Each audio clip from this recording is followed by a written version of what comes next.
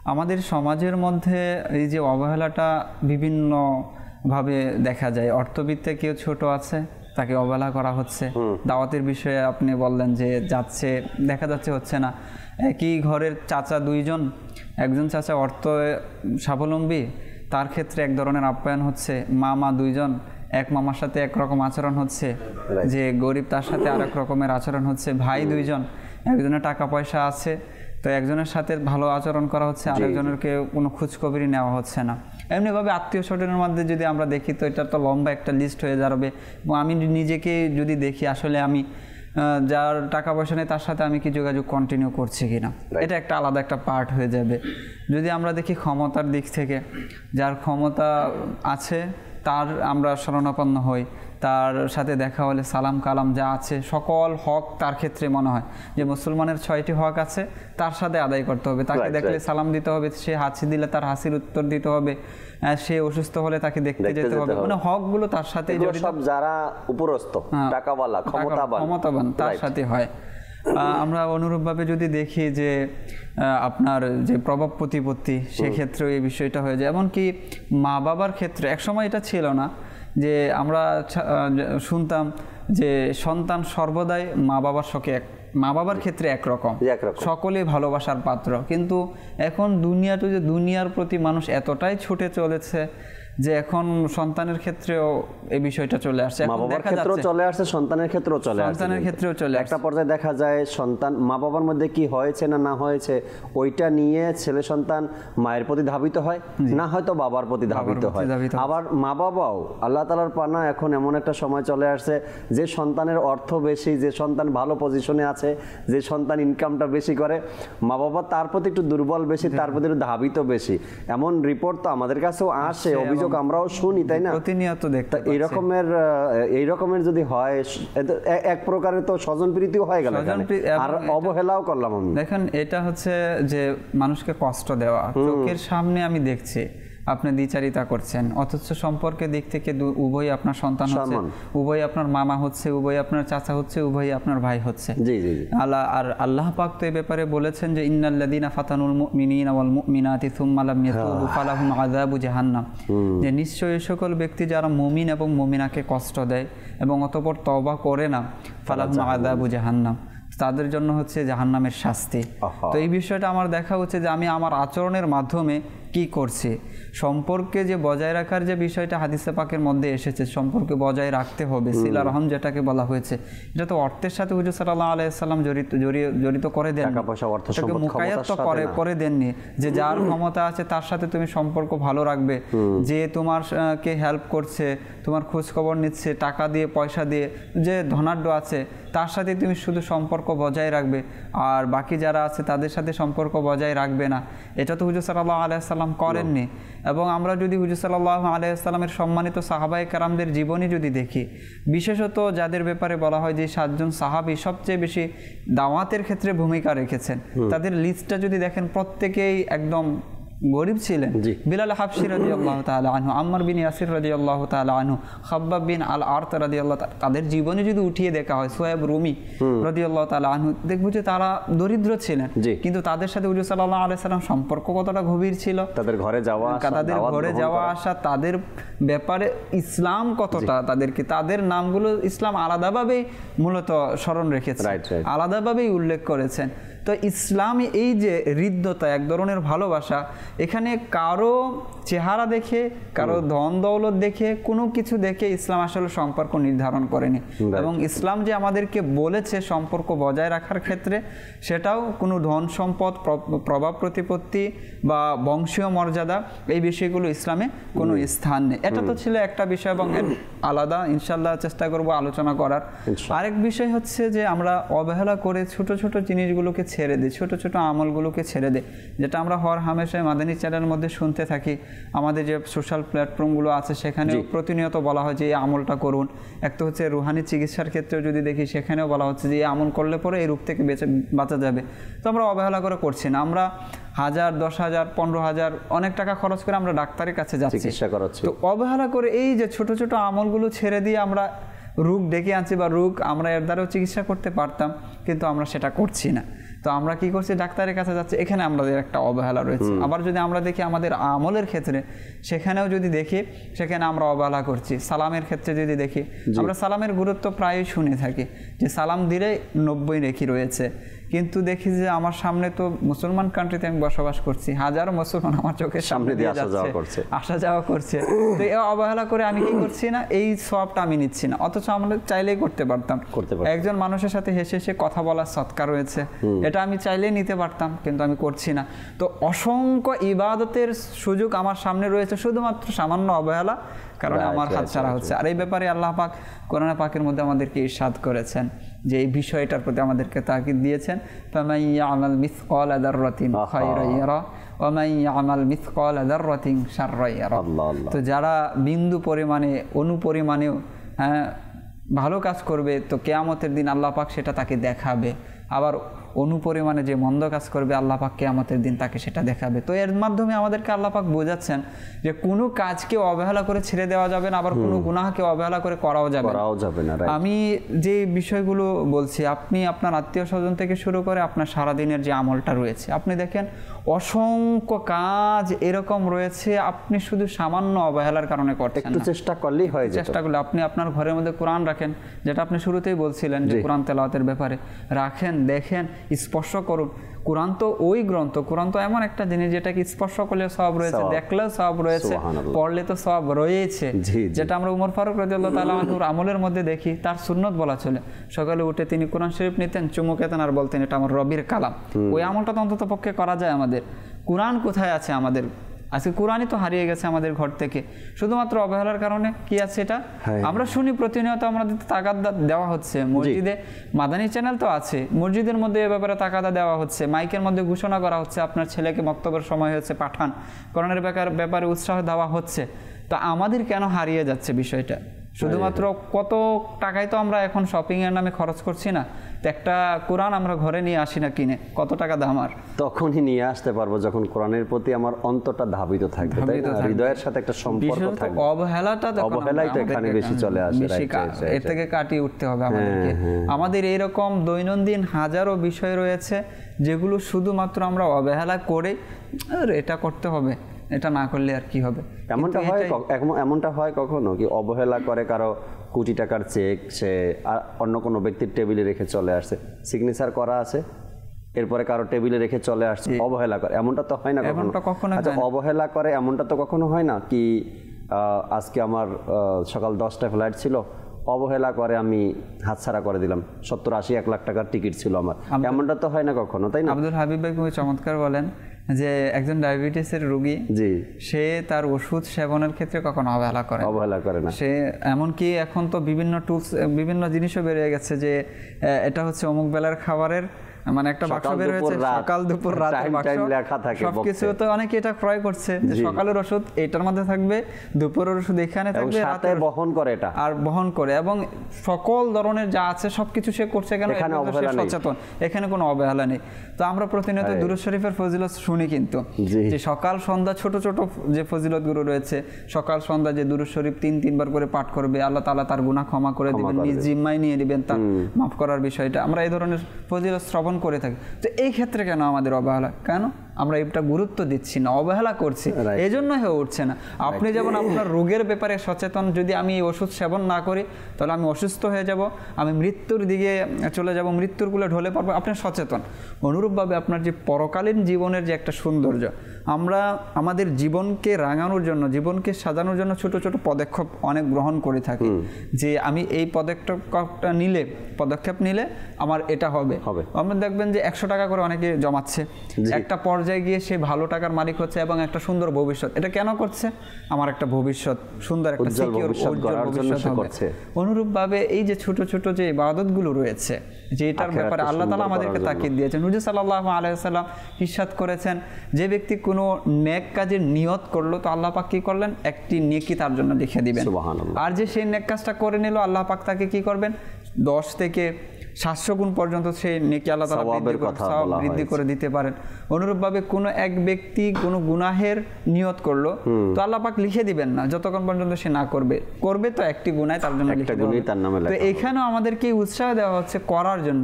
তো এই যে আমরা আমাদের দুনিয়াবী যে জীবনটা রয়েছে এটাকে সাজানোর জন্য বিভিন্ন পদক্ষেপ নিচ্ছি, ছোট ছোট পদক্ষেপ, এবং এর জন্য বিভিন্ন কিতাবাদিও কিন্তু বের হচ্ছে এখন যে ছোট হ্যাবিট যেগুলো রয়েছে সেগুলো পরিবর্তন করুন, জীবনে উন্নতি আসবে। তো আমরা আমাদের পরকালীন যে জীবনটা রয়েছে এর জন্য কি পরিকল্পনা আমাদের থাকা উচিত, কি পরিকল্পনা নিলাম আমি এখন পর্যন্ত। তো এর জন্য আমার একটা এখনই শিডিউল করা উচিত যে আমি যাচ্ছি, আমার কাজ আছে, আমার অফিস আছে, আমি প্রতিনিয়ত যাচ্ছি, আমার কলিগ আছে, তাদের সাথে আমার আচরণ কিরকম হওয়া উচিত, বিহেভিয়ার কেমন হওয়া উচিত, মুসলমান আর রয়েছে তার সাথে তার যে হকগুলো রয়েছে সেগুলো আদায়। তো এর জন্য আমার একটা কি করা উচিত, শিডিউল তৈরি করা তৈরি করা উচিত যে অবহেলা থেকে আমি বাঁচার চেষ্টা করব। অবহেলা মানুষের জীবনটাকেই একটা পর্যায়ে এসে একেবারে ধ্বংস করে দেয়। কেমন ধ্বংস করে দেয়? যার মধ্যে অবহেলা আছে সে ঘুম থেকে লেট করে উঠবে, যার মধ্যে অবহেলা আছে সে ঘুম থেকে উঠেও ঘন্টা 2 ঘন্টা 3 ঘন্টা বিছানায় শুয়ে শুয়ে মোবাইল টিপবে, যার মধ্যে অবহেলা অলসতা একই জিনিস, অবহেলা আর অলসতা। আর এই অবহেলা যখন থাকবে, ঘরের মানুষ বলবে এমার্জেন্সি বাইরে যেতে হবে বাজার আনতে, শুয়ে থাকবে, এরপরে শুরু হবে ঘরের মধ্যে তর্ক, এরপরে একটা সময় কোন ফেতনা শুরু হয়ে যায় এখান থেকে। অবহেলা যার মধ্যে থাকবে ওই ব্যক্তি অফিসে আসবে লেট করে, কেন? গুরুত্ব তার কাছে নেই। অবহেলা যার মধ্যে থাকবে, অফিসের কাজগুলো সে যেভাবে অফিস চায়, কোম্পানি চায়, ওইভাবে সে করবে না, অবহেলার সাথে করে ওখান থেকে বিদায় নেবে। 2-4 বছর পরে কোম্পানি তাকে সালাম দিয়ে বিদায় করে দিয়ে বল, ভাই তুমি তোমার জায়গাতে থাকো, এরকমের এমপ্লয় আমার দরকার নেই। জীবনে এখানে একটা ধকল চলে আসলো। অবহেলার কারণে ঘরের মানুষ দেখতে পারে না, অবহেলার কারণে আত্মীয় স্বজন দেখতে পারে না, বলে সেটা অবহেলা করে, কাজের মধ্যে কোনো দায়িত্ব ঠিকমতো পালন করে না। সেটা ইবাদতের ক্ষেত্রেও আপনি দেখেন 100% ফোকাস দেন, তো ইবাদতটা আপনার কত মধুরময় হয়, কত সুন্দর হবে ইবাদতটা। কাজের ক্ষেত্রে আপনি যদি ফোকাস দেন তো কাজটা অনেক সুন্দর হয়। ঠিক অবহেলা থেকে আমাকে বের হতে হবে। যখন তো বের হতে না পারবো তখন প্রত্যেকটা ব্যক্তি আমাকে ওজন করে নিবে যে এই লোকটা কোন ধরনের, এই লোকটা কেমন, তাই না? খুব সুন্দর একটা বিষয়ের দিকে টাচ দিয়েছেন যে বিছানা থেকে উঠার ক্ষেত্রে আমাদের অবহেলা রয়েছে। এবং আমাদের বিশেষত আমাদের দেশে আমরা যদি দেখি যে উন্নত রাষ্ট্রগুলো প্রায় মধ্যে আমরা শুনে থাকি যে তাদের উন্নতি হওয়ার পিছনে কারণ হচ্ছে তারা সকালে উঠে এবং সন্ধ্যার আগে কাজকর্ম সব গুছিয়ে ফেলে, উন্নত রাষ্ট্রগুলোর ব্যাপারে। অথচ ইসলাম তো আমাদেরকে শিক্ষা দিয়েছিল যে ফজরে উঠার পর থেকে কার্যক্রম শুরু করা, একটা যে আমাদের ইসলামিক যে রুটিন রয়েছে সেখান থেকে যদি দেখি ইসলাম আমাদেরকে কি শিক্ষা দিয়েছে। এক ব্যক্তিকে প্রশ্ন করা হয়েছিল যে শাইখ, আমাদের সমাজে তালাক বেড়ে যাওয়ার কারণ কি? ঠিক আছে, তাকে প্রশ্ন করা যায়, এখন তো দেখা যাচ্ছে তালাক বেড়ে যাচ্ছে। তখন তিনি বললেন যে আমাদের সমাজে তালাক বেড়ে যাওয়ার কারণ হলো এটাই যে এখন আমাদের ঘরের মানুষগুলো সকালে উঠে না। আচ্ছা, এটার সাথে এটার কি সম্পর্ক? তালাকের সাথে সকালে উঠার কি সম্পর্ক? তখন সে ব্যক্তি বলল যে এটার সাথে এটাই সম্পর্ক, কেননা হুজুর সাল্লাল্লাহু আলাইহি ওয়াসাল্লাম এই উম্মতের ব্যাপারে সকলে বরকতের দোয়া করেছেন যে আল্লাহ পাক আমার উম্মতের মধ্যে সকালে তুমি বরকত দান করো, সকালের সময়টাকে বরকতময় করে দাও। তো তিনি তখন বলেন যে যেহেতু মানুষ বরকত নেওয়াই ছেড়ে দিল, কারণ সংসার তো সুখের হবে বরকতের মাধ্যমে, আল্লাহ তাআলার পক্ষ থেকে যখন বরকত আসবে তখন তো এটা লাস্টিং হবে, তখন তো এটা দীর্ঘায়িত হবে, তখন এটা মধুরময় হবে। তো যখন বরকত নেওয়াই ছেড়ে দিল তখন অকল্যাণ ঢুকে গেল ঘরের মধ্যে। আর এই অকল্যাণকে কেন্দ্র করে আজকে দেখা যাচ্ছে বনাবনি হচ্ছে না, একে অন্যের সাথে ঝগড়া, একটা পর্যায়ে গিয়ে এই তালাকের দিকে চলে যাচ্ছে। এই যে আমাদের সকাল, এই বরকতটা আমাদের নেওয়া উচিত, সেখানে কোরআন তেলাওয়াতের মাধ্যমে শুরু করে সেখানে তাসবিহ, তাহলিল, ফজরের নামাজ। আর বিশেষত সবচেয়ে বেশি যেটা দেখি যে আমাদের দেশের মানুষ 50 বছরে একদম নুয়ে যাচ্ছে, একদম ঝুঁকে যাচ্ছে, চেহারার মধ্যে এক ধরনের ছাপ পড়ে যাচ্ছে। এর অন্যতম একটা কারণ হচ্ছে এটাই যে এই যে সকালের যে বিষয়টা রয়েছে আমরা এটা গুরুত্ব দিচ্ছি না। অনেক চমৎকারভাবে কিন্তু যদি আমরা ইউজ করতে পারি এই সকালের সময়টাকে, বর্তমান সময় যদি দেখি 5:30 বাজে একজন মানুষ যদি নামাজ থেকে ফারিগ হয়ে যায়, ফজরের নামাজ থেকে 5:30 বাজে, তো 5:30 থেকে নিয়ে অফিস টাইম যদি 9টা হয়, আল্লাহ তাআলার দয়া লং টাইম 4টা ঘন্টা এখানে পাওয়া যায়, তাই না? তো এই টাইমে আপনি চাইলে কোরআনে পাকের তেলাওয়াত, আরও যে ইবাদত রিয়াজত আছে এগুলো, ঘরের কাজকর্ম, সন্তানকে মাদ্রাসায় দিয়ে আসা, ঘরের মানুষকে অনেক একটা সাপোর্ট আপনি করতে পারেন, দিতে পারেন, কিন্তু অলসতার কারণে হয় না। আল্লাহ রাসূল সাল্লাল্লাহু আলাইহি সাল্লামের ইরশাদে কারিমা, ইসলামের মধ্যে 2টি কাজ ঘৃণিত, জায়েজ তবে ঘৃণিত বলেছেন, একটা হলো তালাক, আরেকটি হলো ভিক্ষা। এখন অবহেলার কারণে 2টা কাজের মধ্যে মানুষ জড়িত হয়ে যায়। অবহেলার কারণে, অলসতার কারণে মানুষের সাথে কখন তর্ক হয়, কখন ঝামেলা হয়, কখন ঝগড়া হয়, যখন শয়তানে পেয়ে যায় তখন বাস অলসতার মধ্যেও চলে যায়, আর এই ঝগড়াঝাটির মধ্যে চলে আসে, অবহেলার মধ্যে চলে যায়। তো এই কাজগুলো থেকে আমরা নিজেকে বাঁচাতে চাই। যখনই কথাগুলো শুনি, আলোচনাগুলো শুনি, তো বাঁচানোর জন্য যে পন্থাগুলো বলা হয় এর উপরে আমাদেরকে আমল করতে হবে। হাসান ভাই আছেন আমাদের সাথে, কিছু আলোচনা হাসান ভাই থেকে শুনি। মনে করিয়েন না আপনাকে আমি অবহেলা করছি, আলোচনা চলছে, আপনিও শুনছেন, তো এখন থেকে আপনার থেকে শোনার চেষ্টা করবো। জি হুজুর, অবহেলা। যে অবহেলা এমন একটি অপগুণ বা খারাপ গুণ, এটার মধ্যে কোনো কল্যাণ নেই। আচ্ছা, অবহেলা এমন একটি গুণ, যদি কারো কাছে এটা থাকে তো সে যেই ক্ষেত্রে অবহেলা করুক, সেটা দুনিয়াবি ক্ষেত্রে হোক, সেটা আখিরাতের বিষয়ে হোক, এতে কোনো কল্যাণ নেই। তাহলে বোঝা যাচ্ছে অবহেলা এমন একটি গুণ যেটা মানুষের জীবনে শুধু ক্ষতি বয়ে আনে, এতে কোনো কল্যাণ নেই। আল্লাহ তাআলা আমাদেরকে নানানভাবে অবহেলা কাটিয়ে উঠার এবং অবহেলা না করার জন্য উৎসাহ দিয়েছেন। আর ইসলাম এসে অবহেলাকে দাফন করেছেন। আপনি সাদা কালোকে অবহেলা করবেন, আপনি সম্পদশালী আপনি গরিবকে অবহেলা করবেন। আপনি যদি একটু নামাজের প্রথম কাতার দেখেন, আপনি বুঝে যাবেন যে ইসলাম এসে সকল ধরনের অবহেলাকে দূর করে দিয়েছেন। অর্থাৎ অবহেলা শব্দটি মুসলমান হিসেবে ইসলামিক সমাজে, ইসলামিক পরিবারে কখনোই আমাদের সাথে যায় না, আর এটা আমাদের সাথে কোনো সম্পর্ক নেই। কিন্তু মানে দুর্ভাগ্যবশত হলেও সত্য যে অবহেলা আজকে আমাদের মাঝে থাকার কারণেই আজকে মুসলমানের এই অধপতন বা এই ক্ষতির সম্মুখীন আমরা সব জায়গায় হচ্ছি। সমাজের এই অবস্থাটা অবহেলার একটা বড় কারণ দাঁড়িয়েছে, তাই না? জি, এই জন্য এই অবহেলা নামক এই এত বড় একটি বিপদ আমাদের মাঝ থেকে অবশ্যই চলে যান, আল্লাহ তাআলা দূর করে দেন। এই জন্য আজকের আলোচনা, যেন আল্লাহ আমাদের প্রত্যেকের ব্যক্তি জীবন হোক, পারিবারিক জীবন হোক, সমাজ হোক, সব জায়গা থেকে যেন অবহেলা দূর করে দেয়। তো আল্লাহ তাআলা কোরআন মাজিদের মধ্যে আমাদেরকে সতর্ক করছেন। আল্লাহ তাআলা পারা 29 সূরা মুনাফিকুনের আয়াত নাম্বার হলো 9। আল্লাহ তাআলা ইরশাদ করছেন, বিসমিল্লাহির রহমানির রহিম, ইয়া আইয়ুহাল্লাযীনা আমানু লা তুলহিকুম আমওয়ালুকুম ওয়ালা আওলাদুকুম আন যিকরিল্লাহ ওয়া মান ইয়াফআল যালিকা ফাউলাইকা হুমুল খাসিরুন। এর অনুবাদ কাজুল ঈমান থেকে, হে ঈমানদারগণ, তোমাদের ধন সম্পদ না তোমাদের সন্তান সন্ততি কোনো কিছু যেন তোমাদেরকে আল্লাহর স্মরণ থেকে উদাস, গাফেল, অলস বানিয়ে না দেয়। আচ্ছা, যে কেউ এমন করবে তো তবে ওই সমস্ত লোক ক্ষতির মধ্যে রয়েছে। আল্লাহ। তো আল্লাহ তাআলা আমাদেরকে বলছেন, আমরা সন্তান নিয়ে অবহেলা করি, আমরা সম্পদ নিয়ে অবহেলা, মানে সম্পদের ভালোবাসায় আল্লাহর জিকিরকে ভুলে যাই। আচ্ছা, সন্তান নিয়ে অবহেলা অনেক ধরনের হয়। যেমন সন্তান নিয়ে অবহেলা, সন্তানের জন্য আমি ইবাদত ছেড়ে দিচ্ছি, আল্লাহ স্মরণ ছেড়ে দিচ্ছি। আবার সন্তানকে যেভাবে লালন পালন করা দরকার, ইসলামিক যেই দায়িত্বগুলো আমি পিতা হিসেবে আছে, এগুলো শুরু থেকে নিয়ে সন্তানকে ধর্মীয় জ্ঞানগুলো শেখানো দরকার, সেটা আমি শিখালাম না। জি, তো এই অবহেলার কারণে কি হয়, এক সময় সন্তান আমার হাতছাড়া হয়ে যায়। ওমর রাদিয়াল্লাহু তাআলা আনহুর জামানায় এক পিতা এসে ওর সন্তান সম্পর্কে অভিযোগ করলেন। আচ্ছা, যে আমার সন্তান আমার খেয়াল রাখে না, আমার কথা শুনছে না, সে আমার দায়িত্ব পালন করছে না। তো ওমর রাদিয়াল্লাহু তাআলা সন্তানকে ডাকালেন। তো সন্তানকে জিজ্ঞাসা করলেন যে তুমি তোমার বাবার হক আদায় করছো না, তোমার বাবার খেয়াল রাখছো না, তুমি অবহেলা করছো কেন, তুমি তিনার খেয়াল রাখছো না কেন? তখন তিনি উল্টো প্রশ্ন করলেন যে আমার বাবা কি আমার খেয়াল রেখেছে? আমার বাবা কি আমার প্রতি আমার দায়িত্বটুকু পালন করেছে, অবহেলা করেনি? তো কিরকম অবহেলা? অর্থাৎ ওনার ছোট অবস্থায় যে দায়িত্বগুলো ওনার ছিল, আমি ছোট ছিলাম, যেভাবে সুশিক্ষা, অর্থাৎ আমি ছোটবেলা যে হকগুলো আমার পিতা থেকে পেতাম, তিনি এগুলোর ক্ষেত্রে অবহেলা করেছেন, তিনি এগুলো আমাকে দেননি। আজকে যদি আমি সুশিক্ষায় শিক্ষিত হতাম, তো অবশ্যই পিতার উপর এই ধরনের আচরণ করা আমার পক্ষে কখনোই সম্ভব হতো না। এটাই বাস্তবতা বলতেছি, যদিও এখান থেকে নিজে থেকে অনেক কিছু বলছি, এটাই বাস্তবতা। আজকে অনেকে অভিযোগ করে আমার সন্তান আমার হাতছাড়া, সে আমার কথা শুনছে না, সে আমাকে কষ্ট দিচ্ছে। আসলে এটা অনেক কষ্টদায়ক। যখন একজন পিতা, একজন মাতা সন্তান থেকে কষ্ট পায়, তো এর চেয়ে বড় বোঝা আর হতে পারে না, এর চেয়ে বড় কষ্ট আর হতে পারে না। আর এটার কারণ কি আমি নিজে একটু চিন্তা করে দেখি, এটা কি আমার অবহেলার কারণে হয়েছে? আমার সন্তান আমার হাতছাড়া হয়ে গেল, সে আমার চেয়ে বন্ধুকে বেশি গুরুত্ব দেয়, সে আমার কথার চেয়ে বন্ধুর কথা গুরুত্ব দেয়। আমি 10টা কল দিলে সে আসে না, কিন্তু বন্ধু একটা কল দিলে চলে যাচ্ছে। তাহলে এই অবস্থা কেন হলো? আমার অবহেলার কারণে হয়েছে? একটু চিন্তা করে দেখি। হ্যাঁ, অবশ্যই হয়েছে।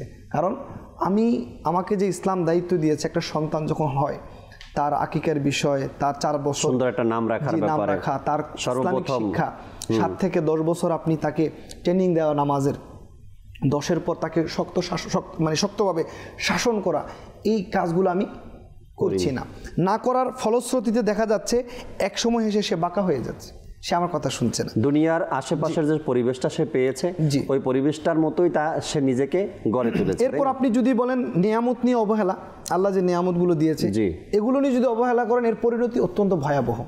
আসলে আমরা একটা ঘটনা শ্রবণ করি। কুফার বিচারক মোহাম্মদ বিন গাসসান রাহমাতুল্লাহ আলাইহি তিনি বলেন যে কোরবানি ঈদের দিন আমি আমার বাসার এখানে দেখছি একজন মহিলা একটি পুরাতন ছিঁড়া ফাটা কাপড় পরা। আচ্ছা, তোমার আম্মাকে জিজ্ঞাসা করলাম, আম্মা উনি কে? বলেন ইনি হলেন বাদশাহ হারুনুর রশিদের ওজিরের আম্মা। আচ্ছা, তো ইনার এই অবস্থা কেন? তো ওনাকে সালাম করলেন, সালামের উত্তর দিলেন তিনি। তখন জিজ্ঞাসা করলেন আপনার এই অবস্থা কেন, মানে আপনি এই গরিবী হালত, আপনি কোথায়?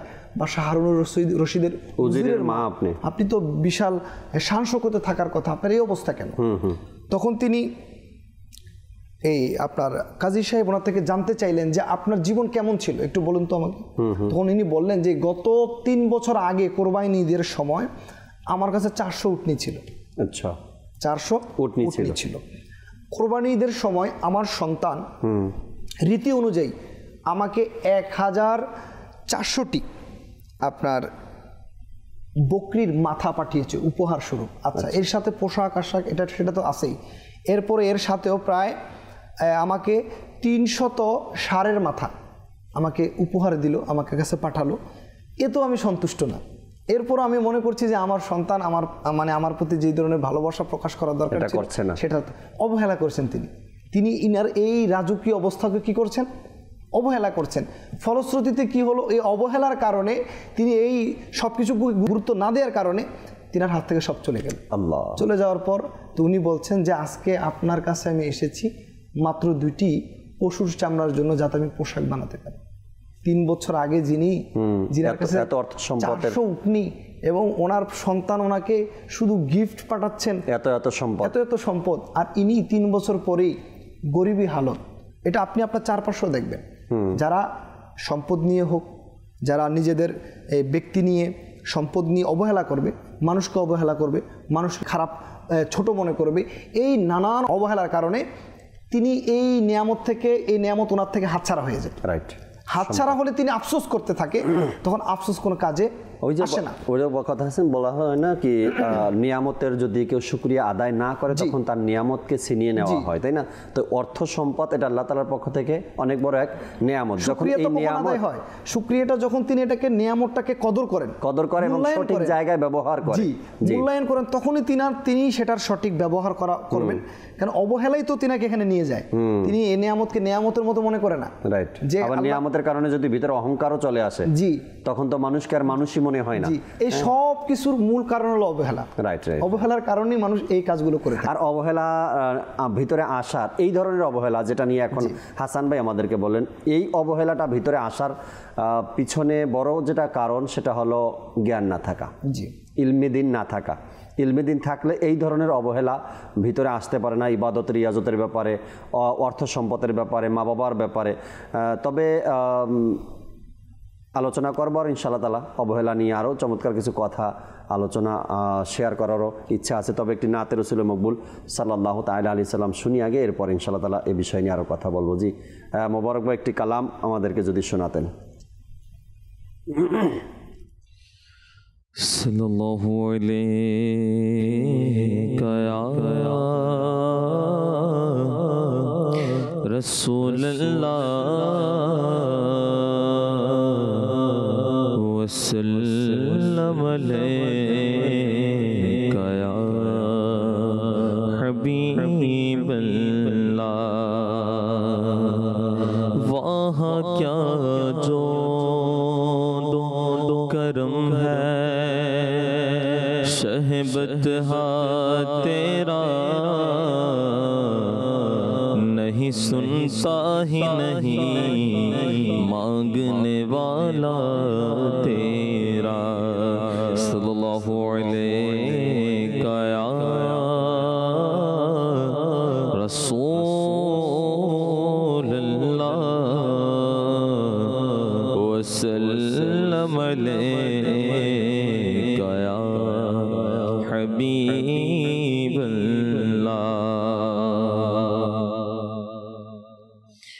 এই মন উদাস আমার যেতে প্রিয় নবীর শহরে মন উদাস আমার যেতে প্রিয় নবীর শহর কোন দিন ফুরায় জানি এ অধমের আশার প্রহর কোন দিন ফুরায় জানি এ অধমের আশার প্রহর মক্কার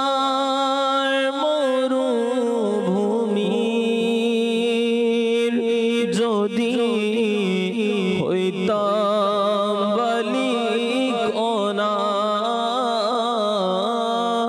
মক্কার মরুভূমির যদি হইতাম বালিকণা চলতে মরু রবি কবুত সে বালির উপর চলতে মরু রবি কবুত সে বালির উপর এই মন উদাস আমার যেতে প্রিয় নবীর শহর ভাগ্যের তারা যদি কবু চমকে ওঠে আমার ভাগ্যের তারা যদি কবু চমকে ওঠে আমার ভাগ্যের তারা যদি কবু চমকে ওঠে আমার শুনবে দেশের লোকে মদিনায় মোর যাওয়ার খবর শুনবে দেশের লোকে মদিনায় মোর যাওয়ার খবর কোন দিন ফুরায় জানি এ অধমের আশার প্রহর বন্দী হয়ে আছি আমি বাংলার কারাগারে বন্দী হয়ে আছি আমি বাংলার কারাগারে বন্দী হয়ে আছি আমি বাংলার কারাগারে কোন দিন পাবো রেহাই যাব ছোটে আরব শহর কোন দিন পাবো রেহাই যাব ছোটে আরব শহর কোন দিন ফুরায় জানি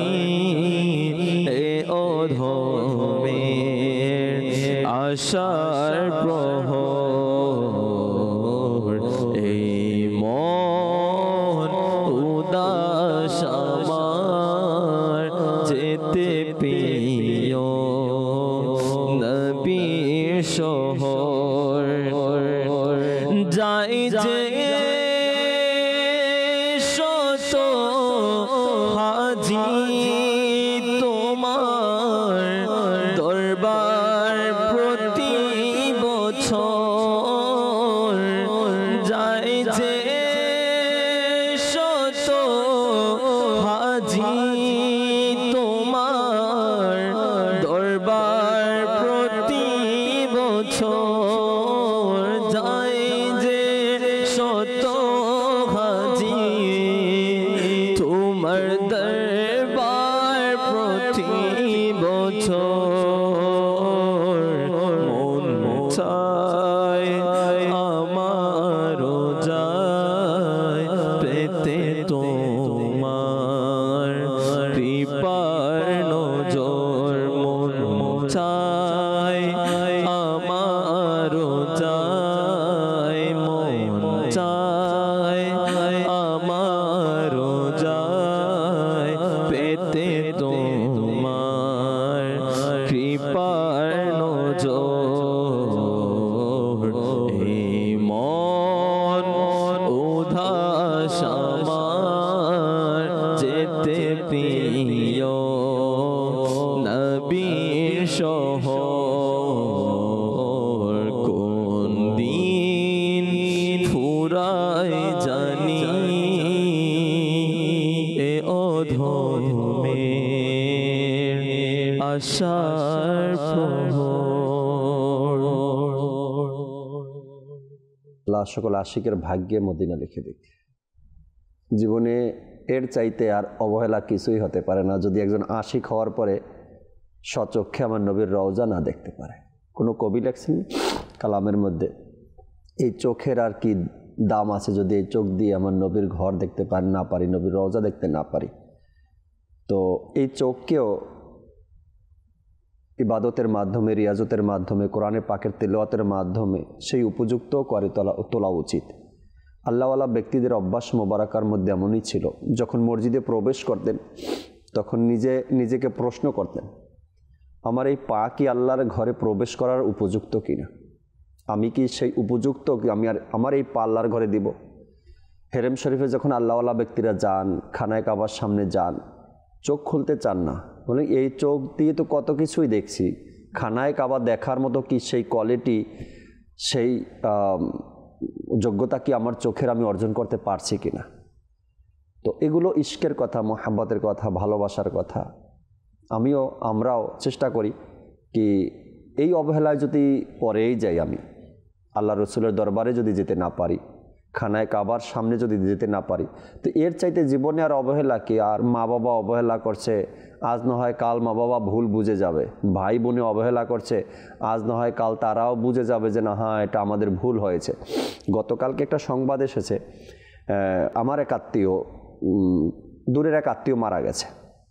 তো যিনি আমাকে সংবাদটা পৌঁছালেন তিনি কান্না করতেছেন, অথচ আপন কেউ না তার। তো কান্না করার কারণ জিজ্ঞাসা করাতে তিনি বললেন, এই জন্য কান্না করতেছি, লোকটার সাথে সবাই অবহেলা করত, মানে না কেউ পছন্দ করতো, না কেউ ভালোবাসতো। বয়স হয়তো বা 30 বছর হবে, এই বয়সে মারা গেছে। তো উনি এই জন্য কান্না করছে কি অবহেলা, এমনভাবে তার সাথে অবহেলা করা হয়েছে, আমি নিজেও অবহেলা করছি, বুঝতে পারিনি যে এই বয়সেই চলে যাবে। আর এখন চলে যাওয়ার পরে আফসোস হচ্ছে যে লোকটার সাথে ভালো কেউই আচরণ করেনি, আজ তো দুনিয়া থেকে চলে গেল। যারাই পৃথিবীতে অবহেলা আমার সাথে বা আমাকে অবহেলা করছে, আজ না হয় কাল তারা বুঝে যাবে।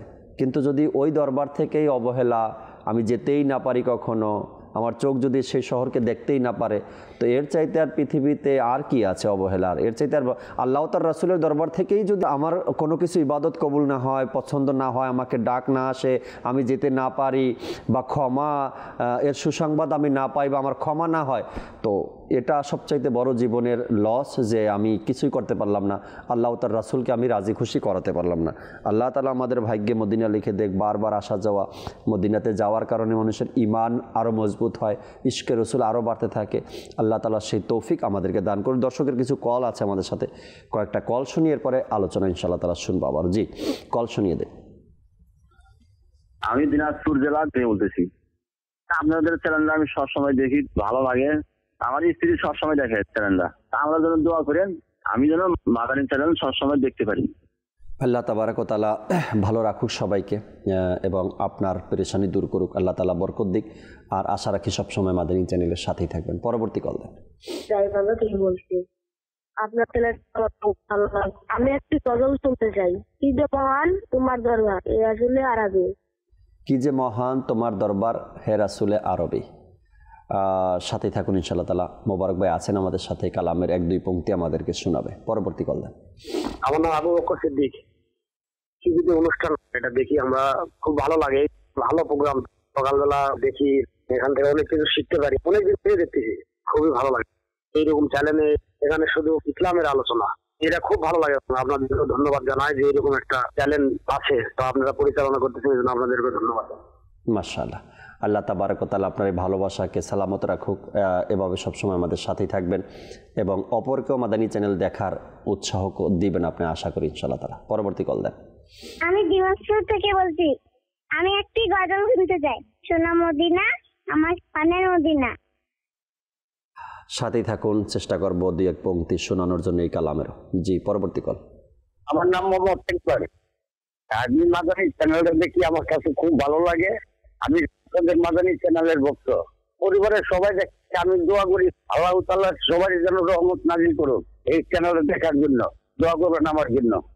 ইনশাআল্লাহ, আল্লাহ তাবারক ওয়া তাআলা ভালো রাখুক। দোয়া চেয়েছেন, আল্লাহ তাআলা পেরেশানি দূর করুক। পরিবারের সবাই মাদানী চ্যানেল আপনারা দেখেন এবং কথা শুনেই বোঝা গেছে কতটা মুহাব্বত আর ভালোবাসা নিয়ে, ভক্তি আর শ্রদ্ধা নিয়ে অনুষ্ঠানগুলো দেখেন, কথাগুলো শোনেন। আল্লাহ তাআলা ভালো রাখুক আপনাকে। পরবর্তী কল দেন। আমি নাফিস মাহমুদ নিলয়। আমি একটি গজল শুনতে চাই। ভালোবাসি ভালোবাসি প্রিয় নবীকে। ভালোবাসি ভালোবাসি প্রিয় নবীকে। ইনশাআল্লাহ তাআলা এই কালামেরও কিছু পংক্তি আপনাকে আমরা শোনানোর চেষ্টা করব। দর্শক, আলোচনা করছিলাম আমরা অবহেলা নিয়ে। অনেক সময় মুতালিব ভাই, দর্শকের পক্ষ থেকেও এমন কথা আসে যে যারা ব্যক্তিগতভাবে আমাকে চিনে বা আমার সাথে পরিচয় বা আমার নাম্বার যাদের কাছে আছে, অনেক সময় আসে এরকম মেসেজ, জাকির ভাই আমাদেরকে অবহেলা করা হয়। কেন অবহেলা করা হয়? অনেক আগে কল দিয়েছি, অনেক আগে মেসেজ দিয়েছি, আমাদের মেসেজগুলো পড়া হয় না বা আমাদের কলগুলো শোনা হয় না। অনেক সময় ফেসবুকে কমেন্টস করে লাইভ চলাকালীন অবস্থায়, তাদের কমেন্টসগুলো অনেক সময় পড়া হয় না। আলোচনা এমন হয়, এমনভাবে চলতে থাকে, কমেন্টসগুলো পড়তে গেলে সেখানে 2-4 মিনিট লেগে যাবে, কিন্তু আলোচনাটাও এমনভাবে এখন চলছে, এটাই করাটা জরুরি মনে করি। অবহেলায়, আমরা তো অবহেলার দৃষ্টিতে আপনাদেরকে দেখি না। মাদানী চ্যানেল মূলত দর্শকের উদ্দেশ্যেই, দর্শকের জন্যই। যদি দর্শকের সাথে আমরা অবহেলা করি তবে আর আমাদের অনুষ্ঠানের কি আছে?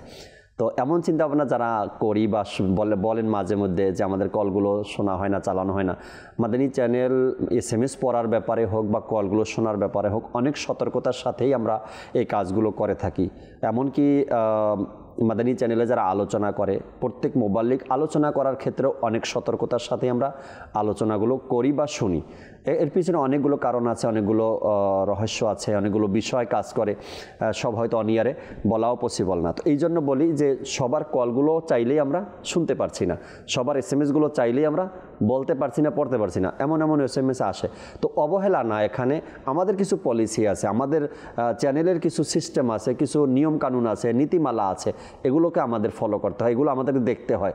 আর এর কারণে হয়তো দেখা গেছে আপনি যেই কারণ নিয়ে, যেই বিষয়টা নিয়ে মেসেজটা করছেন এটা পড়া হয়নি, বা আপনি যে কথাগুলো কলে বলছেন এটা হয়তো বা এই পরিবেশে শোনা যাচ্ছে না, এরকমের হয় বিষয়গুলো। আর কিছু না, অবহেলা না, অন্তর থেকে আপনাদেরকে আলহামদুলিল্লাহ আমরা ভালোবাসি।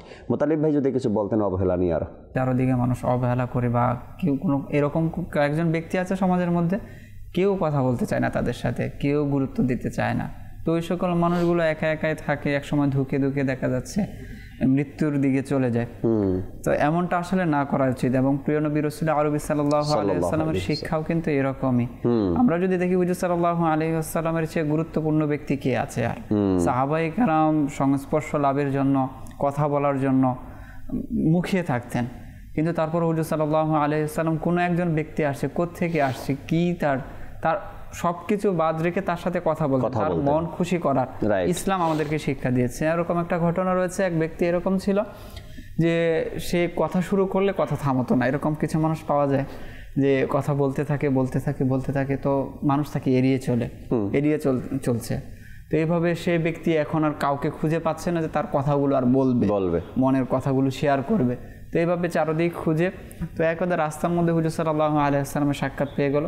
তো হুজুর সাল্লাল্লাহু আলাইহি ওয়াসাল্লামের সাথে কথা শুরু করলো। আর হুজুর সাল্লাল্লাহু আলাইহি ওয়াসাল্লাম আল্লাহু আকবার, তিনি মনোযোগ সহকারে শুনছেন। তো এক পর্যায়ে শেষ হলো কথা। তখন জিজ্ঞাসা করলেন, ইয়া রাসূলুল্লাহ, আপনি তার কথা শুনছেন? তার কথার তো অনেক সময় কথার কোনো মাইনেই থাকে না, অর্থই থাকে না, তো তার কথা এইভাবে মনোযোগ দিয়ে শোনার কারণ কি? তখন হুজুর সাল্লাল্লাহু আলাইহি ওয়াসাল্লাম বললেন যে আমি যদি তার কথা না শুনি তার কে শুনবে? আমিও যদি তার কথা না শুনি তাহলে কে তার কথা শুনবে? তো আসলে আমাদের বলার জায়গা, আমাদের আরজিগুলো পেশ করে আমরা কালামের মধ্যে শুনছিলাম যে আমাদের এক আগ্রহ, এক ভালোবাসা হুজুর সাল্লাল্লাহু আলাইহি ওয়াসাল্লামের প্রতি, মদিনা শহরের প্রতি। এর কারণ একটাই, তিনিই হচ্ছেন সেই সত্তা যিনি উম্মতের কথাগুলো শুনেন, উম্মতের ফরিয়াদগুলো শুনেন। আর আল্লাহ পাক আমাদেরকে সেই দরজার প্রতি ঝুঁকতে বলেছেন, যে সেখানে যাওয়ার কথা বলেছেন। সেখানে যাওয়ার পর আমরা ইস্তেগফার করবো, আর তিনি ইস্তেগফার করেন। আল্লাহ তাআলাকে আমরা দয়াশীল হিসাবে পাবো। ওই মাকাম, ওই মর্যাদা হুজুর সাল্লাল্লাহু আলাইহি ওয়াসাল্লামকে আল্লাহ পাক দিয়েছেন। আর হুজুর সাল্লাল্লাহু আলাইহি ওয়াসাল্লামের যে কোমলতা, কোমলভাষী হওয়ার বিষয়টা, এটা তো আল্লাহ পাক স্বীকৃতি দিয়েছেন যে আপনি হচ্ছেন অত্যন্ত কোমলভাষী। যদি আপনার ভাষা কঠোরই হতো তাহলে মানুষ আপনার কাছে আসতো না। আপনার কোমল হওয়ার কারণে মানুষ চারদিকে, দুনিয়া জুড়ে মানুষ আপনার কাছে এসেছে, আপনাকে মহব্বত করে আপনাকে ভালোবাসে। আরও একটি বিষয় এখন অবহেলার হয়ে দাঁড়িয়েছে বর্তমান প্রেক্ষাপটে। আমরা যদি দেখি যে আত্মীয়তা সম্পর্ক করার ক্ষেত্রে, ছেলে সন্তানকে মানুষ করার ক্ষেত্রে এবং তাদের গাইডলাইনের ব্যাপারে, এখন এটা এক পর্যায়ে চলে গেছে তারা হারাম রিলেশনের জড়িয়ে পড়ছে। আমরা যথাযথভাবে ছেলে মেয়ে যারা আছে তাদেরকে গাইডলাইন না দেওয়ার কারণে এক হচ্ছে হারাম রিলেশনের পরবর্তীতে যায়। পরবর্তীতে সেই রিলেশনকে কেন্দ্র করে একটা ছেলে একটা মেয়েকে বিবাহ করছে। এই মেয়ের না ব্যাকগ্রাউন্ড কারো জানা আছে ওই ফ্যামিলির, মেয়ে কোত্থেকে উঠে এসেছে, ওই মেয়ের আখলাক কীরকম, চরিত্র কীরকম, কোনো কিছু জানা নেই। পরবর্তীতে তার থেকে যে বংশধরটা আসবে আপনার, সেটা কীরকম বংশধর হবে? আপনার নসলের জন্য আপনি এত কিছু করে যাচ্ছেন, আপনার পরিশ্রম, আপনার সব কিছু, যে আমার পরবর্তী জেনারেশন কী করবে, এটি ভোগ করবে, এগুলো ভোগ করবে, কে ভোগ করবে, সেই বংশধর কীরকম হবে, আপনার সেই দিকে কোনো জানা নেই। তো আপনাদের এক হচ্ছে যে আপনার মেয়ে কি করছে এদিকে খেয়াল রাখা, যে কোন ধরনের ছেলে। একটা হচ্ছে যে এটা তো একদম টোটালি বন্ধই করে দিতে হবে হারাম রিলেশন আমাদেরকে। এখন আপনার একটু অবহেলা করার কারণে আপনার মেয়ের দিকে আপনি নজর রাখছেন না, আপনি আপনার ছেলের দিকে নজর রাখছেন না, এটা হারাম রিলেশনে তারা জড়িয়ে গেল। পরবর্তীতে নাম নেই, জানা নেই, কোনো কিছু নেই, নিয়ে আসছে বা হয়ে যাচ্ছে বিবাহ। পরবর্তীতে দেখা যাচ্ছে পরবর্তী জেনারেশন যেটা তৈরি হবে সেটা কি ধরনের জেনারেশন তৈরি হবে, একটু তো আমাদের ভাবা উচিত। আমরা যদি দেখি যে বুজুর্গানিটাই যদি হারাম দিয়েই শুরু হয়, আর সেই হারামের পরবর্তী টাইমে কতটুকু এর দ্বারা হৃদয়ের প্রশান্তি হতে পারে। এখন আমরা যদি দেখি যে সবকিছু আছে, আচ্ছা হারাম রিলেশনও হলো না, কোনো কিছু হলো না, পারিবারিকভাবেই বিয়ে হলো। এখন বিয়ের মাত্র দেখা যাচ্ছে ছাড় দিয়ে দিচ্ছে যে আচ্ছা আজকে একটা দিনই তো আনন্দ করবে, যে গান বাজনা বাজুক, আজকে একটা দিনই তো আনন্দ হবে, গায়ে হলুদের নামে যা তা হচ্ছে তো হোক। তো এই যে একটা, আমরা কি এটা দেখিনি যে সেই একটা দিনই বর শ্বশুর বাড়িতেও যেতে পারেনি, রাস্তায় ইন্তেকাল হয়েছে, অ্যাক্সিডেন্ট হয়েছে, সেই একটা দিনই তো আমরা সময় পাইলাম না, তাই না? হচ্ছে না যে আপনার হুজুর সাল্লাল্লাহু আলাইহি ওয়াসাল্লাম তো ইরশাদ করেছেন যে বিবাহ হচ্ছে ঈমানের অর্ধেক, যে বিবাহ করে নিল সে যেন তার ঈমানকে পরিপূর্ণ করে নিল। তো এত বড় একটা কাজ শুরু হচ্ছে, বিবাহর একটা কাজ শুরু হচ্ছে, সেই কাজটা শুরু হচ্ছে একটা অবাধ্যতামূলক জিনিস দিয়ে। তো বরকতের আশা আমরা কিভাবে করতে পারি? আমরা পরবর্তীতে এখানেও অবহেলা দেখা যায়, বাবা মার অবহেলা দেখা যাচ্ছে যে আমরা ছাড় দিয়ে দিচ্ছি যে একটা দিন হয়ে যাচ্ছে, হয়ে যাক। অবাধ মেলামেশা দেখা যাচ্ছে, নারী পুরুষের একটা অবাধ মেলামেশা, খাবার দাবার আয়োজন করা হচ্ছে, নারী পুরুষ একসাথে খাচ্ছে। পর্দার শরীয়তের হুকুমের কোনো লক্ষ্য সেখানে নেই বা খেয়ালও রাখা হয় না। এই যে একটা ইসলামিক একটা অনুষ্ঠান, একটা ইসলামিক এত বড় একটা বিষয়, হুকুম আমরা পালন করছি, আর সেখানে আমরা শুরুটাই করছি নাফরমানিমূলক কাজ দিয়ে, আর সেটা আমরা শুধু অবহেলা করি। আচ্ছা একটা দিনই তো, আর কি হবে? কিন্তু একটা দিনই আপনার শুরুটা যেটার দ্বারা হচ্ছে সেটার প্রতি আপনাকে খেয়াল রাখতে হবে। আপনি অকল্যাণমূলক কাজ দ্বারা শুরু করছেন, পরবর্তীতে আপনি কল্যাণ কিভাবে পাবেন? পরবর্তীতে সেই সংসারের শান্তির যে বিষয়টা আসে, মানুষ তো আগে আমরা সংসার শুরু করার সেটা করতো কল্যাণমূলক কাজ দিয়ে, যে আল্লাহ তাআলা যেন এই সংসারে কি দেয়, বরকত দান করে। এখনো পর্যন্ত যে কোনো কাজ শুরু করার পূর্বে কি করা হয়, যে আমরা দেখি যে দোকান উদ্বোধন করা হচ্ছে, মিলাদের আয়োজন করা হচ্ছে, ঘরে যাবে মিলাদের আয়োজন করা হচ্ছে, যে কোনো নতুন কাজ শুরু করা হচ্ছে সেক্ষেত্রে আমরা বরকতময় কাজ কি আছে, কোরআন তেলাওয়াত দেখছি, মিলাদ দেখছি, আল্লাহর রাসূলের নাম যেটা হচ্ছে সেটা করছি, বরকতের জন্য করছি, রহমত পাওয়ার জন্য করছি। আর এত লম্বা একটা জীবনের জন্য আপনি সংসার করছেন, সেখানে শুরুটাই করতেছেন আপনি বেহায়াপনা দিয়ে। এমনটা হয়ে গেল না, আমি যে কথাটা বারবার বলি, বাজারে গেছে পেয়ারা কেনার জন্য, তো দোকানদারকে জিজ্ঞাসা করলো মামা পেয়ারা মিষ্টি হবে কিনা, দোকানদার একদম শিওর দিয়ে দিয়েছে পেয়ারা মিষ্টি হবে। বাসায় এনে ফের এই পেয়ারাকে লবণ দিয়ে খেলাম। বিষয়টা এরকমের না, যে আমি অনেক কিছু আশাবাদী, অনেক কিছু আশা করি, কিন্তু শুরুটা করি হারাম দিয়ে, নাজায়েজ দিয়ে। দোকানের কথা বলছেন, দোকান উদ্বোধন করছে মিলাদ দিয়ে, এমনটা যেন না হয় উদ্বোধন তো মিলাদ দিয়ে করলাম, তেলাওয়াত কোরআনের পাকের তেলাওয়াত দিয়ে করলাম, আল্লাহ তাআলার রাসূলের নামে দোকান শুরু করলাম, এমনটা যেন না হয় সেই দোকানে হারাম কিছু চলছে, এটা যেন না হয়। তবে ওই বিষয়টা ওই রকমই হবে, পেয়ারা মিষ্টি জিজ্ঞাসা করে না, হয়তো নিবেনই না আপনি, এরপরে বাসায় এনে লবণ দিয়ে খাবেন, তাইলে জিজ্ঞাসা করার কি কারণ ছিল যে মিষ্টি হবে কিনা? পাইনসা হলেও তো লবণ দিয়ে খাওয়া যায়, এটা কোনো ব্যাপার না। কিন্তু আপনি অবহেলা এখানেও, আপনি দোকান দিচ্ছেন তো সেখানে আল্লাহ তাআলার রাসূলের নাম নিচ্ছেন, মিলাদের আয়োজন করছেন, কোরআন পাকের তেলাওয়াতের আয়োজন করছেন যেন বরকত হয়। এরপর যদি আপনি হারামের চিন্তা ভাবনা থাকে, এই দোকানের ভিতরে হারাম কোনো কিছু চলবে, বেচা কিনা হবে, তো সেখানে বরকত কোথা থেকে আসবে? আর এটা আশা করাও তো গুনাহের কাজ, তাই না? আমরা ওই যে ব্যবসার ব্যাপারে যে বললেন, এক ব্যক্তি পরিমাপ করতে পাল্লা দিয়ে, তো এক পাল্লার মধ্যে সামান্য একটু মাটি লেগেছিল, তো ওই অবহেলার কারণে বা দৃষ্টিও সেখানে পড়েনি, সামান্য একটু মাটি, তো আর কি হবে?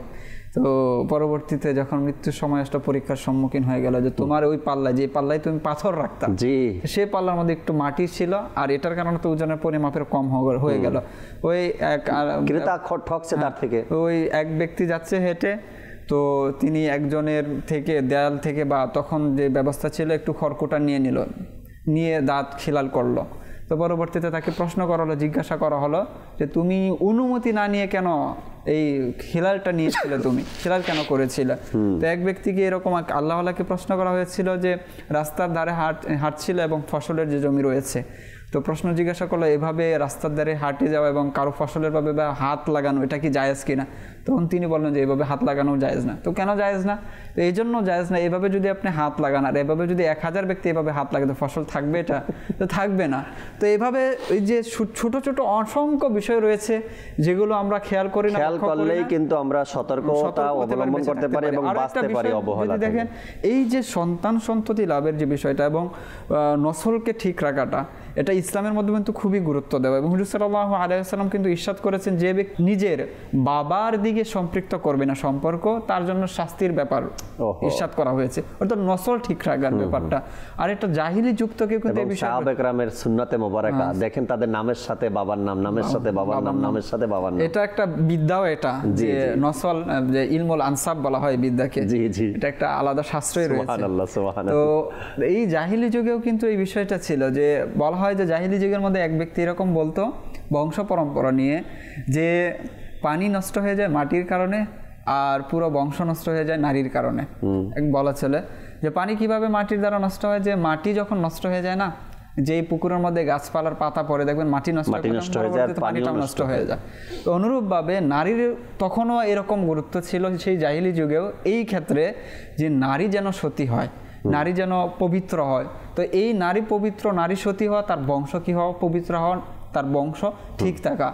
এক ব্যক্তি প্রশ্ন করা হলো, তার ছেলেকে বলছে যে তোমাকে লালন পালন করেছি, সব কিছু করেছি, এটা তো তোমার প্রতি ইহসান করেছি, তুমি যখন আসো নাই তখন আমি তোমার প্রতি ইহসান করেছি। তখন বললেন, তাকে সন্তান বলল যে এটা কিভাবে, আমি পৃথিবীতে আসি নাই, আমার প্রতি ইহসান কিভাবে? তখন সে ব্যক্তি বলল যে আমি তোমার জন্য সুন্দর মা চয়ন করেছিলাম, যে মা তোমার লালন পালনের ক্ষেত্রে বা সতীত্ব রক্ষা করেছে, সতীত্বর ক্ষেত্রে বা আখলাক যেটা ক্ষেত্রে, লেখাপড়ার ক্ষেত্রে, দ্বীন এখন ইসলাম আমরা দেখি যে বিষয়গুলো, মেয়ের হাতে মোবাইল দিয়ে দেওয়া হয়েছে, মেয়ে যাতা করছে টিকটকের নামে, ইউটিউবের মধ্যে বিভিন্ন ব্লগ টক, বিভিন্ন ধরনের এক বেহায়াপনা চলছে, সোশ্যাল বেহায়াপনা, আর সেই মেয়েকে ঘরের মধ্যে পুত্রবধূ হিসাবে নিয়ে আসছেন। তো এই যে ছেলের প্রতি ইহসানের যে বিষয়টা রয়েছে, কারণ পরবর্তীতে যে বিষয়টা কালকে আমাদের ময়দানে যখন জিজ্ঞাসা করা হবে, আর যদি সন্তান বলে যে আমার বাবা আমাকে সঠিক জায়গায়, এখানে অনেক কিছু আছে, সন্তানও যে একেবারে না আমি সেটা বুঝে না, এটাও তো না, সন্তানেরও তো এখানে অবহেলা আছে। আমাদের যে জায়গাটা আমরা অবহেলা করে সেই বিষয়গুলোর দিকে পা বাড়াচ্ছি, মানে অবহেলা শুরু থেকেই শুরু হয়েছে, শুরু থেকে হাসান ভাই থেকে কিছু কথা শুনি, এরপরে অন্যদের কালামগুলো শুনবি ইনশাআল্লাহ তাআলা। জি হাসান ভাই। অবহেলা আপনার যে সেক্টরে করবেন, সেটা সন্তান হোক, সম্পদ হোক, মৃত্যু হোক, জীবন হোক, আমল হোক, যেখানেই করবেন এর ক্ষতি আপনি নিজের চোখে দেখবেন। রাইট। এই জন্য যেটা বলছিলেন, মানে সব ক্ষেত্রেই সন্তান হোক, শুরুটা হয় কিন্তু আমাদের দ্বারাই। সন্তান আমাদের নিয়ন্ত্রণেই ছিল, যখন নিয়ন্ত্রণে ছিল তখন অবহেলা করেছি, মানে ফলশ্রুতিতে পরে সে অবাধ্য হয়ে গেছে। আরেকটা হলো পরীক্ষার জন্য হয়। আল্লাহ তাআলা কোরআন মাজিদে বলছেন, আল্লাহ সন্তান দিয়েও মানুষকে কি করবে, পরীক্ষা নেন। নবী আলাইহিস সালাম, আপনি যদি বলেন নূহ আলাইহিস সালামের সন্তান অবাধ্য, তো এটা তো ওনার কারণে নয়। তো এরকম আল্লাহ সন্তানকে অনেকে পরীক্ষা করেন, পিতামাতার উপর পরীক্ষা, আল্লাহ তাআলা সন্তান দিয়েও পরীক্ষা করেন, আবার না দিয়েও পরীক্ষা করেন, হ্যাঁ, আবার সন্তানকে নিয়েও পরীক্ষা করেন, তার যৌবনে তার প্রাপ্তবয়স্ক হয়েছে, সে দুনিয়া থেকে চলে গিয়েছে, বাবা মা ধৈর্য ধারণ করলো কিনা। তো প্রত্যেকটা বিষয়ে, যেমন আমরা দুনিয়াবী ক্ষেত্রে যখন আমরা অবহেলা করব, এটা এই ক্ষতিটা হবে ক্ষণস্থায়ী, আর আখিরাতের বিষয়ে যখন আমরা অবহেলা করব সেটা হবে চিরস্থায়ী। কিন্তু অর্থাৎ ইবাদতের ক্ষেত্রে যে অবহেলাটা হবে, অর্থাৎ আপনি যখন দুনিয়াবী কোনো বিষয়ে অবহেলা করবেন, তো এটার ক্ষতি অবশ্যই আপনাকে সাফার করতে হবে, কিন্তু এটা ক্ষণিকের সব। যদি আপনি জীবন নিয়ে অবহেলা করেন, হায়াত নিয়ে, অর্থাৎ আল্লাহ তাআলা বলছেন যে আমি ওয়ামা খলাকাতুল জিন্না ওয়াল ইনসা ইল্লা লিয়াবুদুন, আল্লাহ বলছেন আমি মানুষ এবং জিনকে সৃষ্টি করেছি আমার ইবাদতের জন্য। এখন আমি যদি ইবাদতে অলসতা করি এবং আমি যদি আমার জীবন নিয়ে অলসতা করি, অর্থাৎ হায়াত থাকতে আমার হায়াতকে গুরুত্ব না দেওয়া, এই যে ভুলটা যেটা আমাদের মধ্যে মানে ম্যাক্সিমামই হয়, এই ভুলের আপনার যে ক্ষতি, এটাকে আমরা নিতে পারবো সারা জীবনে কি আর শুধরানো সম্ভব? রোজার ব্যাপারে একটা হাদিসে পাক আছে না, যে একটা রোজা যে কাজা করলো, সারা জীবনও যদি রোজা রাখে, একটা রোজা কাজা করার পরে সারা জীবনও যদি সে রোজা রাখে এইটার জন্য, তারপরও সে ফরজ রোজার বরাবর সারা জীবনে রোজা রাখলো হবে না। অর্থাৎ জীবন থেকে যদি আমলের ব্যাপারটাতে আমরা অবহেলা করি, তো সেই ক্ষতিপূরণটা সারা জীবন চেষ্টা করলেও আমরা আর দিতে পারতেছি না, তাই না? বনী ইসরাইলের মধ্যে একজন ব্যক্তি, তিনার এই জীবন নিয়ে অবহেলা শুরু করলেন কেমন? তিনি সম্পদ অর্জনে ব্যস্ত। তিনি চিন্তা করছেন যে আমি কষ্ট করে সম্পদ অর্জন করব, অর্জনের পর আমার যখন একটা মোটামুটি ভালো অবস্থানে আসবে, আমি আরাম আয়েশে জীবনযাপন করব। ফকিরকে 1 টাকা দিতেন না, আল্লাহর রাস্তায় কোনো দান সাদকা করতেন না, টোটালি সব বন্ধ, উনি শুধু টাকা জমাচ্ছেন। তো তিনি এক পর্যায়ে গিয়ে তিনি ভাবলেন, না এখন ঠিক আছে, এখন চলবে, এখন আমি চাকর বাকর রাখবো, সবকিছু আমি করে আরাম আয়েশে জীবনযাপন করব। এখন তিনি শুরু করলেন জীবন। হঠাৎ করে একদিন, তিনা তো অভ্যাস আগে থেকে ফকিরকে কিছু দেন না, দরজায় এসে কড়া নাড়লেন একজন ফকির। তো খাদেম, উনি তো এখন অনেক সম্পদশালী, তিনি তো এখন আর আসবেন না। তো খাদেমরা গেলেন, জিজ্ঞাসা করলেন আপনি কে? তো বললেন আমি ফকির, আমি ওনার সাথে মানে আমি কিছু চাচ্ছি। তো উনাকে বললেন না, এখন এই দরবার থেকে তো কাউকে দেওয়া হয় না, এই দরবার এমনি গেট বড়, কিন্তু এই দরবার থেকে কিছু দেওয়া হয় না। তো বললেন, ওরা মিথ্যা কথা বললো, বলে উনি নাই ভিতরে, পরে আসেন, উনি একটা কাজে গেছেন। ফকির চলে গেলেন, উনি আবার আসলেন পরবর্তীতে, এসে আবার নক করলেন। তো খাদেমরা খুললো, তো বললেন আমি ওনার কাছে আসছি। তো বললেন কে আপনি? তো বললেন আমি হলাম আজরাইল আলাইহিস সালাম, ওনার রূহ নেওয়ার জন্য আসছি। এই কথা যখন তিনি শুনলেন, বললেন ওনাকে বাধা দিও না, ওনার সাথে ভালো আচরণ করো, ওনার সাথে ভালো আচরণ করো। তো তারা ভালো আচরণ করলো এবং তারা রিকোয়েস্ট করলো, এনাকে ছেড়ে দেন, আজকে অন্য কারো রূহ নিয়ে চলে যান, অন্য কারো রূহ নিয়ে চলে যান। আজরাইল আলাইহিস সালাম বলছেন না, এমনটা হয় না, এমনটা কখনো হয় না। আজরাইল আলাইহিস সালাম যার কাছে আসে, যার রূহ নেওয়ার জন্য আসে, তার রুই নিয়ে যায়। আচ্ছা, যখন তিনি বুঝলেন যে তিনার আর ছাড় পাওয়ার কোনো সুযোগ নেই, তিনার শেষ সুযোগ, তিনাকে আর সুযোগ দেওয়া হবে না, তিনি বললেন, আজরাইল আলাইহিস সালাম ওনাকে বললেন, আপনার কোনো ওসিয়ত, কোনো ইচ্ছা আছে? বললেন হ্যাঁ। তো পূরণ করেন। তো তিনি বললেন, আমার সব সম্পদগুলো আমার সামনে নিয়ে আসুন। সম্পদগুলো আনা হলো এবং তিনি সম্পদকে, তিনার অনেক নানান ধরনের সোনা চাঁদি অলংকার এগুলো সামনে যখন আনা হলো, সে এই সম্পদকে উদ্দেশ্য করে বলছে, হে সম্পদ, তোমার কারণে আজকে আমার এই দশা, তোমার কারণে আমি মৃত্যুকে ভুলে গেছি, মৃত্যু নিয়ে অবহেলা করেছি, এই জীবন নিয়ে কি করেছি, অবহেলা করেছি। আজকে তো আমার পরিণতি দেখছো, আমার কাছে কোনো আমল নেই, আমাকে এই অবস্থায় চলে যেতে হবে। তখন সম্পদকে আল্লাহ তাআলা জবান খুলে দিলেন। সম্পদ বলছেন, কথা বলা শুরু করে, সম্পদ বললেন, তুমি হতভাগা, আমাদের কোনো দোষ নেই, তুমি যে আজকে এই চাকর বাকর টাকার কারণেই তো না, আজকে তুমি চাকর বাকর পাইছো, তোমার তো বিলাসবহুল, এগুলো সব টাকার কারণে। তুমি যে উচ্চ বংশে বিবাহ করছো, টাকা না থাকলে কি তুমি বিবাহ করতে পারতা না? তুমি যে এই আরাম আয়েশে জীবনযাপন করছো, তুমি যদি কোনো বড় বড় ব্যক্তিদের কাছে যাও, তোমার জন্য চেয়ার দিয়ে দেয় কেন? তুমি অনেক সম্পদ, টাকাওয়ালা এখন, তাই এত সম্মান তোমার। আচ্ছা, তো সর্বশেষ সমাধান কি? জীবন নিয়ে অবহেলা করেছেন, এই সকল সম্পদ নিয়ে এখানেই সম্পদ থেকে যাবে, আর তিনি তাকে খালি হাতে গুনাহ নিয়ে তারপরে কবরে। এখন প্রশ্ন হলো, ইনি কি এই অবহেলার ক্ষতিপূরণ কখনো দিতে পারবে? আর অসম্ভব ব্যাপার, অসম্ভব, কখনোই পারবে না। অর্থাৎ জীবন নিয়ে যদি কেউ কিছু অবহেলার ভুলের পর আবার ক্ষতিপূরণটা দেওয়া যায়, শুধরানো যায়। কেউ যদি জীবন নিয়ে অবহেলা করে, তো তার শুধরানোর কোনো সুযোগ নেই। আল্লাহ তাআলা কোরআন মাজিদে এই কথাটা উল্লেখ করেছেন, কানজুল ঈমান থেকে আয়াতের অনুবাদ, এবং আমার প্রদত্ত রিজিক থেকে কিছু আমার পথে ব্যয় করো, এর পূর্বে যে তোমাদের মধ্যে কারো নিকট মৃত্যু এসে পড়বে, অতঃপর বলতে থাকবে, হে আমার রব, তুমি আমাকে কিছু সময়ের জন্য একটু অবকাশ দাও, যাতে আমি দান সৎকা করতাম এবং সৎকর্ম পরায়ণদের অন্তর্ভুক্ত হতাম, এবং কখনো আল্লাহ কোনো প্রাণকে অবকাশ দিবেন না যখন তার প্রতিশ্রুতি নির্ধারিত সময় এসে পড়বে, এবং তোমাদের কৃতকর্ম সম্পর্কে আল্লাহ জ্ঞাত জানেন। আল্লাহু আকবার। এই জন্য আমরা শুনছিলাম, তো সবচেয়ে বড় অবহেলা নিজের জীবনের সাথে, জি, এটাকে যদি আমরা মূল্যায়ন করতে না পারি, তবে আখেরাতের যে ক্ষতিটা আমার হবে, সেই ক্ষতিপূরণ আর আমাদের দেয়া সম্ভব হবে না, আর সেই ভুল থেকে আমরা শুধরাতেও পারবো না। অনুরোধের কালাম শুনবো মোবারক ভাই থেকে, এরপর আল্লাহ ইনশাআল্লাহ তাআলা সালাতু সালামও পাঠ করবো অনুষ্ঠান থেকে বিদায় নেব ইনশাআল্লাহ তাআলা। দর্শকের অনুরোধের কালামগুলো শুনিয়ে দিই।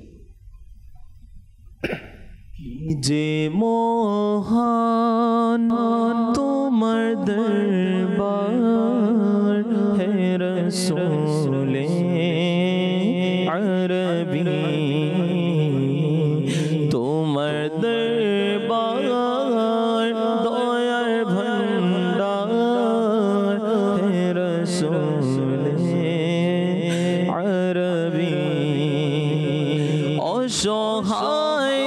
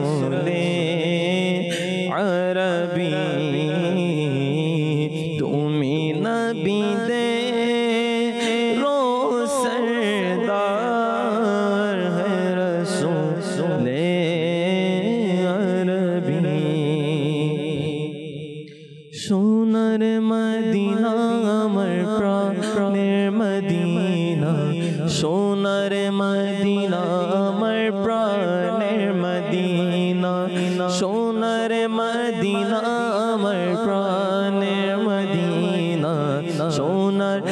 মদিনা আমার প্রাণের মদিনা ও মদিনা আমায় ডাকো না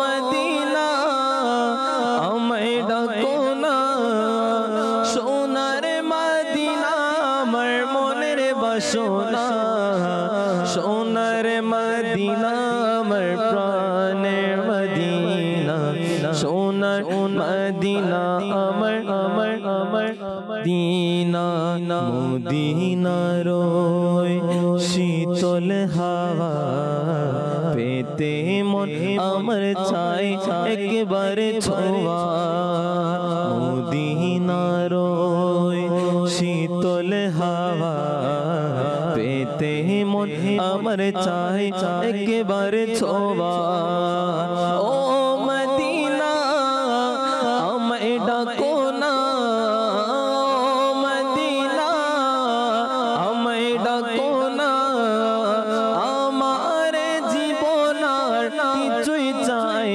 না সোনার মদিনা আমার প্রাণের মদিনা সোনার মদিনা আমার প্রাণের মদিনা সোনার মদিনা আমার প্রাণের মদিনা সোনার মদিনা আমার প্রাণের মদিনা ও মদিনা আমায় ডাকো না মদিনা আমায় ডাকো না সোনার মদিনা আমার মনের বাসনা সোনার মদিনা আমার প্রাণের মদিনা সোনার মদিনা আমার প্রাণের মদিনা ভালোবাসি ভালোবাসি প্রিয় নবীকে ভালোবাসি ভালোবাসি প্রিয় নবীকে আমরা আল্লাহর নবীকে ভালোবাসি আমরা আল্লাহর নবীকে ভালোবাসি তাই তোমরা জান্নাতেরই অধিকারী ভালোবাসি ভালোবাসি প্রিয় নবীকে ভালোবাসি ভালোবাসি প্রিয় নবীকে যারা চাও আখিরাতের কামিয়াবি যারা চাও আখিরাতের কামিয়াবি এসো এসো ডাক দিয়েছেন দাওয়াতে ইসলামী ভালোবাসি ভালোবাসি প্রিয় নবীকে ভালোবাসি ভালোবাসি প্রিয় নবীকে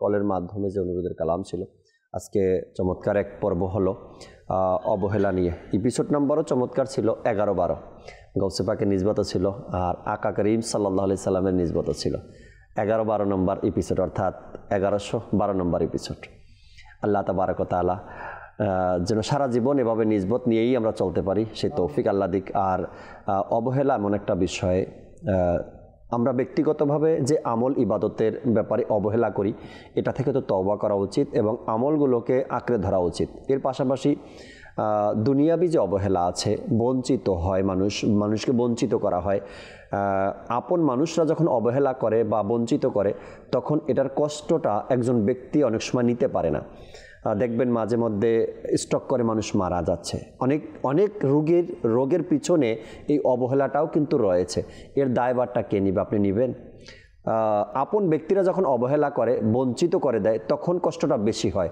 মা বাবা স্ত্রী সন্তান পুত্র যারা আছে এই ধরনের মানুষ থেকে যখন অবহেলিত হয় বা বঞ্চিত হয় তখন মানুষটা কষ্ট বেশি পায় আর এতটা বেশি পায় সেটা আশাই করেনি কখনো যে আমার সন্তানরা আমার সাথে এমন করবে এই লোডটা নিতে না পারার কারণে একটা সময় বুকে ব্যথা উঠে দুনিয়া থেকে চলে যায় বলেন তো আপনার জন্য এত বড় একটা দুর্ঘটনা ঘটে গেল কি পেয়েছেন আপনি তাকে কষ্ট দিয়ে সে হোক বাবা সে হোক মা সে হোক আপনার সন্তান তো এমনটা করিয়েন না আল্লাহ তাবারক ওয়া তাআলা আমাদের সবাইকে বোঝার তৌফিক দিক যেমনি আমি অবহেলিত হলে যেমনি আমার কষ্ট হয় তেমনি আমার মাধ্যমে যারা অবহেলায় ভুগে তারাও তেমন কষ্ট পায় এই জন্য বলি যে এমন বিষয় থেকে আমরা যেন নিজেকে বাঁচানোর চেষ্টা করি। আল্লাহ তাবারক ওয়া তাআলা সে তৌফিক আমাদেরকে দান করুক। আমিন বিজাহিন নবীল আমিন সাল্লাল্লাহু তাআলা আলাইহি ওয়াসাল্লাম। আসুন আমরা দাঁড়িয়ে সালাতু সালাম পাঠ করি। হে মদিনার শ্রেষ্ঠ বাদশা সালাতু ওয়া সালাম, হে মদিনার শ্রেষ্ঠ বাদশা সালাতু ওয়া সালাম, আরশে আযম में तारोका अस्सलातु वस्सलाम, हे मदीनार श्रेष्ठ बादशाह अस्सलातु वस्सलाम। बोले तुमी धराए एले रब्बी हबली उम्मती, बोले तुमी धराए एले रब्बी हबली उम्मती, बोले तुमी धराए एले रब्बी हबली उम्मती, बोले तुमी धराए एले रब्बी हबली उम्मती, क्षमा पेलो उम्मतेरा, क्षमा पेलो उम्मतेरा, अस्सलातु वस्सलाम, है मदीनार श्रेष्ठ बादशाह अस्सलातु वस्सलाम, है मदीनार श्रेष्ठ बादशाह सलाम। आमी एमन सुन्नी जामिल कादरी मोरार करे, आमी एमन सुन्नी जामिल कादरी मोरार करे, आमी एमन सुन्नी जामिल कादरी मोरार करे, आमी एमन सुन्नी जामिल कादरी मोरार करे। देखो आमार बोलबे आका, देखो आमार बोलबे आका, अस्सलातु वस्सलाम, है मदीनार श्रेष्ठ बादशाह अस्सलातु वस्सलाम, है मदीनार श्रेष्ठ बादशाह अस्सलातु वस्सलाम, अर्शे आज़म मेरे तारोका अस्सलातु वस्सलाम, है मदीनार श्रेष्ठ बादशाह अस्सलातु वस्सलाम। अस्सलातु वस्सलामु अलैका या रसूलल्लाह, अस्सलातु वस्सलामु अलैका या हबीबल्लाह, सुब्हानका अल्लाहुम्मा व बिहम्दिका ला इलाहा इल्ला अंता अस्तगफिरुका व अतूबु इलैक, सुब्हानका अल्लाहुम्मा व बिहम्दिका ला इलाहा इल्ला अंता अस्तगफिरुका व अतूबु इलैक, सुब्हानका अल्लाहुम्मा व बिहम्दिका ला इलाहा इल्ला अंता अस्तगफिरुका व अतूबु इलैक। अस्सलातु वस्सलामु अलैका या नबी अल्लाह व अला आलिका व अस्हाबिका या नूर अल्लाह, ला इलाहा इल्लल्लाहु मुहम्मदुर रासूलुल्लाह। रहमत पूर्ण हक प्रभात আমার, তাহাজ্জুদ আর ফজরের অভ্যাস আছে যার, রহমত পূর্ণ প্রভাত হয় তার।